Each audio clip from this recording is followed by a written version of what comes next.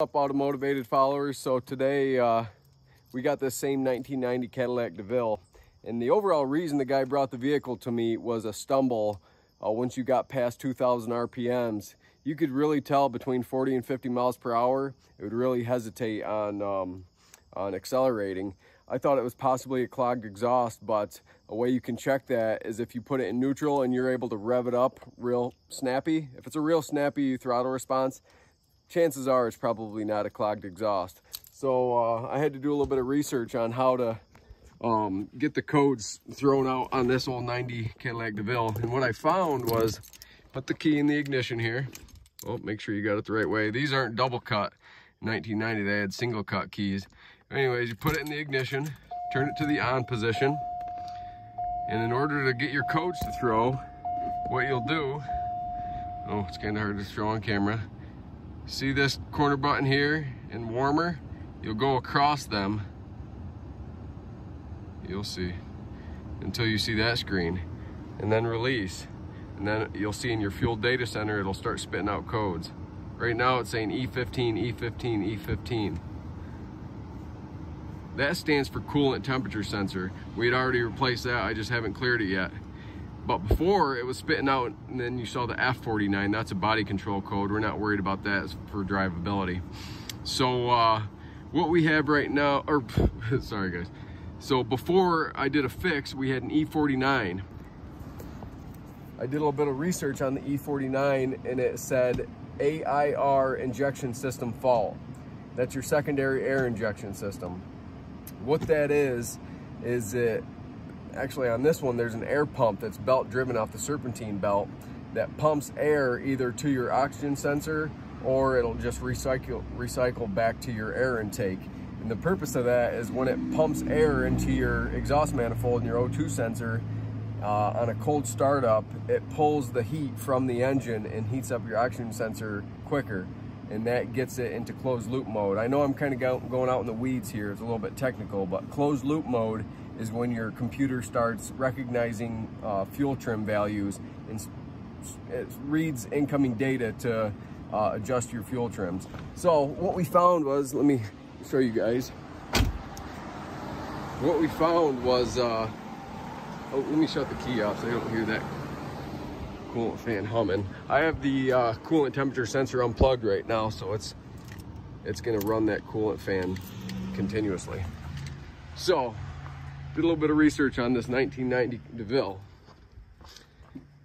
And then this right here is your secondary air injection diverter.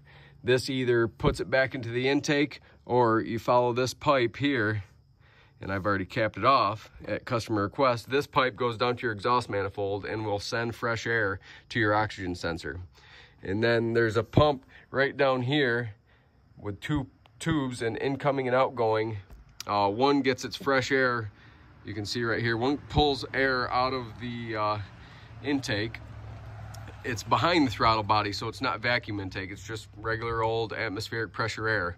It pulls it down to your pump, pumps it back to this air injection diverter valve. And what was happening was this diverter valve was stuck open on this side right here, and there was a little black tube right here.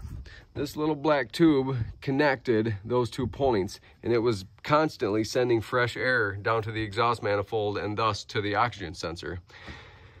And this is only supposed to do this on startup to warm up the oxygen sensor. So once your engine was warmed up, it would divert it back to the intake. So it was pretty much just doing nothing. It was just circulating air from this pipe to this pipe, right? So with fresh air getting pumped down to your exhaust manifold and your oxygen sensor, it's tricking the computer into thinking you have a lean mixture. So it would be pumping more and more gas into the system. It would be controlling your fuel injector's pulse width longer. So the customer and I were sitting here listening to all this, and we'd run it and we could smell fuel. So it kind of makes sense. Anyways, the gist of the fix is we got this PVC cap here. I painted it gray.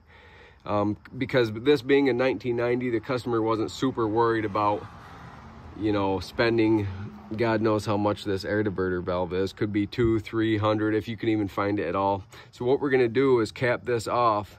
So with this being stuck, it's just gonna pump air out of this continuously.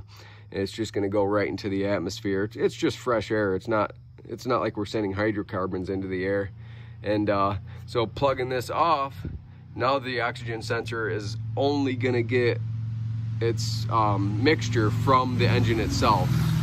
It's not gonna get any false data, false oxygen, fresh air fed into it now. So that's the fix. And you guys kind of have to trust me on this. It would be a little bit hard to show what it was before and after with this kind of situation, because it was kind of a fish bite hesitation feeling. It's real hard to show on camera.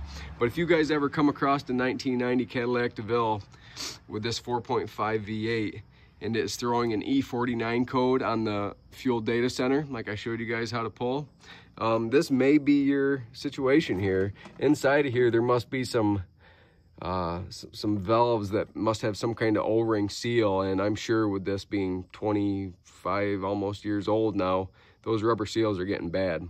So between that cap right there and the new coolant temperature sensor that I better make sure I plug back in, between those two things, it was a code E15 and E49, and I think I got the customer taken care of. I know it's kind of a long video, a little bit complex, and I didn't give you guys a whole lot of background information, but it would be a 2-hour video if I went real into detail. So I'm gonna put this all back together and give it back to the customer, and we got another happy customer going down the road.